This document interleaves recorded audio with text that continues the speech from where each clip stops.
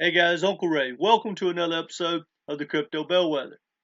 A lot of you guys are running out of patience when it comes to holding and stacking the ISO 222 compliant tokens. I've had a lot of people in my community make comments and reach out to me. Well, we've got some news that just came out and that sent me down the rabbit hole, and I want to share some of this information with you. And then I'm going to give you a little pep talk because I was reminded of a lot of things that we have to look forward to when it comes to Cypherium and XRP and Quant and Ethereum and HBAR and all the tokens we love. So let's get into it. Well, here's the news. The TCH reschedules the CHIPS ISO 222 implementation to April 2024. They're just kicking the can down the road. Now, not to really get into it because they've been just pushing it off anyway, but my thoughts are it does take a lot to tie all this stuff together and make it interoperable. And guys, this is the world's money. When this is all tied in together, there's no unrolling it out. So there's a lot of testing and testing and testing, and then new platforms come online or new technology that has to be implemented and tested as well. So I get it. Now, because I've been around a while, something tells me there's a lot more up to these delays than we think. I personally think it's delaying it until they can get like CBDCs ready and get the legacy banking system more on board with whatever they're trying to keep and capture for the new banking reset that we all know is coming down the pipe. But anyway, that's the news. So they just delayed the implementation of the rollout for the most part, but we know it's still coming. But that sent me down the rabbit hole, and this is the part I want to share. I want two things I really want to share with you guys.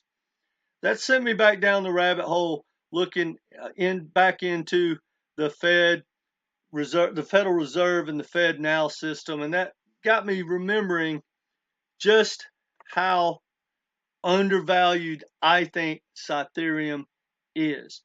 Now, the only downside to me for Cypherium is the tokenomics, but long term, guys, I think that's why it has to be set up the way it is. And I believe it may end up being something like Ethereum as far as how the tokenomics pan out in the long run.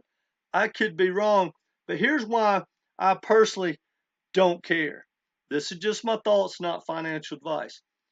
Once the FedNow system gets released and all that adoption and all that hype and how the world sees it, and they're going to follow America, when all that pans out, guys, Cypherium is going to pump. I'm going to sell. So I really don't care for the most part about the tokenomics. Now I'm going to stack a small bag that I can afford to lose and just slide it in the corner and not think about it for years and years. But my real investment is going to be bull run to bull run, and I'm going to sell when it pumps. And for me, I believe 100% that Cypherium is going to have its day. So I'm going to be ready for that, and I hope you are too. Now, here's the other thing I really want you guys to start thinking about. Tokenization of assets. That is going to be massive. And basically, all the ISO 222 compliant tokens, because of their interoperability and their payment platforms and the different things that they can do, they're all going to be a big part of this, and they're all going to get their share. And recently, Blackrock just announced they tokenized their ETFs. Guys, that is absolutely massive. And it's going to be traded on Uniswap. And that's probably another token that I should do a deep dive in. And I probably should have added it to this video, but I didn't want it to get too long. But here's the thing, guys. So we got BlackRock doing that. JP Morgan already did it. HSBC has launched the bond tokenization platform. You've got T0 to digitize 25 million of equity in the oil and gas on Ethereum. So guys, here's what I want you to think about. The projects that have the best tokenization assets are going to get their share. And that's pretty much every token that you think about when it comes to ISO 222 compliant tokens. HBAR has a phenomenal protocol set up to capture tokenizations of assets. Ethereum, guys, whether you like Ethereum or not, almost all roads lead to Ethereum. JP Morgan, they did their first tokenized asset, which was on Aave and Polygon. Again, that's on Ethereum. Check this out, guys. This is from Research Briefs. It says, who is tokenizing digital assets for the institutional investors to buy and trade? That's all we really care about, guys. The institutions. Well, look at this. Ethereum, Tezos, Algorand. That's 4. 15, Ethereum, private. Ethereum Quorum. Quorum sits on Ethereum as well. Ethereum, Algorand, Avalanche, 115. Ethereum, Stellar, Ripple, EOS, Polymesh, and Ethereum. PolyX, not sure what that is. Stellar. So guys, that's probably one of your favorite tokens that I just mentioned. They're going to get their share. Just like we know that Quant is going to be involved. So is Link. So here's my thought process, guys. You need to stay involved. Keep stacking those bags. Have conviction. Now, that's just what I'm doing, not financial advice. But if I could give anyone a recommendation, it would be stay the course, stay with your conviction. Because all those tokens are solid. They got good use cases. They have money behind them. They have real world utility. Unless the SEC throws some crazy wrench in all our plans, I think they're going to all be good to go. That's just my personal thoughts. Now, for you guys that don't really understand how tokenized assets work, I'm going to leave you with this video. This is the XRP ledger, and it's a gentleman talking about tokenization, and it will explain it to you pretty simple.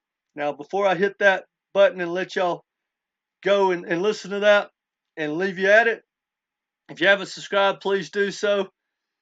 Hit that like button and let me know your thoughts in the comment section. Are you still stacking ISO 222 compliant tokens? Are you still a believer? I'm curious. Let me know. Either way, guys, not financial advice, and come back and be part of this community. Listen to this. The XRP ledger was the first blockchain to support the tokenization of a variety of assets. This includes stablecoins or other forms of value, anything from US dollars to euros, gold, stocks, and other cryptocurrencies like Bitcoin or Ethereum, and even non-fungible tokens that might represent valuable items like pieces of art or cinema tickets. Tokens are often called issued assets, or IOUs, on the XRP ledger. This terminology comes from the fact that these assets do not physically live on the ledger. The IOU represents those items of value outside the ledger. It's what somebody will owe the holder of the token. So if a token is issued on the ledger that represents, say, a piece of art, the person who acquires that token is then owed the art that's represented. And any token on the ledger, including tokens for art, fiat currencies, cryptocurrencies, and more, can all be traded directly on the decentralized exchange, or DEX, which we cover in depth in another episode. Anybody can create a token on the ledger, and they don't need a smart contract to do so. It's a native function, built into the XRP ledger. It's also fairly simple to tokenize an asset. Guys, I think that's enough information, but hopefully you understand the whole world is going to be tokenized. Your car, your health records, your boat, your house, your dog, everything is going to be tokenized, and it's going to be phenomenal because we're going to be able to buy and sell and have liquidity for any asset, whether it's a high-rise business or whatever it is. We're going to be able to get involved. Hopefully regulation doesn't block us out of that. Well, anyway, guys, that's all I got for you. Just remember, every one of these ISO 222 compliant tokens, for the most part, if they're part of DLT technology, Hyperledger, Hyperfabric, or any of that, they're going to get their share. It's in every article I read. So, guys, I can't be more bullish. So, stay patient. Patience builds profits. As long as you're stacking the right projects with a good fundamentals, I think we're all going to be okay. And that's why I started this channel, guys, because I believe this is the best opportunity coming down the pipe for the average person to change their financial destiny and their financial future. And that's why I started this channel. And I think hopefully that's what's going to happen to every one of us that's watching this. Anyway, guys, I got you. Stay with me. Come back. Be part of this community. Remember, not financial advice.